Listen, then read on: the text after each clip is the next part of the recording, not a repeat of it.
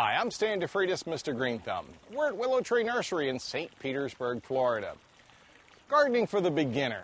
What do you need? Well, you might want to get some hand tools to start off the garden with, and you might also want something as simple as a watering can, because you're going to have to make sure that remember, if the little seedling starts to dry, well, it dies. So you need to make sure you keep everything moist and healthy.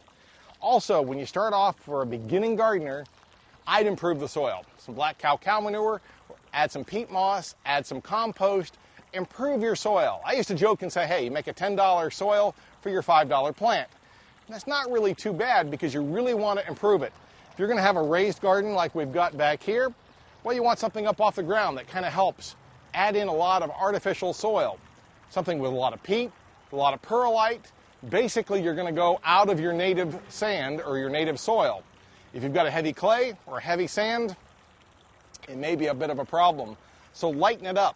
Get up out of the garden, maybe use some raised boxes like earth boxes, improve your soil, make a $10 soil for your $5 plant we mentioned earlier.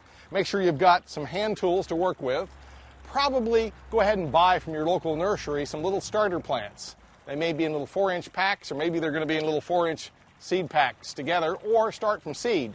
Seed's the most difficult, but it also is probably the most economical way to do it. For AskMrGreenThumb.com, I'm Stan DeFreitas, Mr. Green Thumb.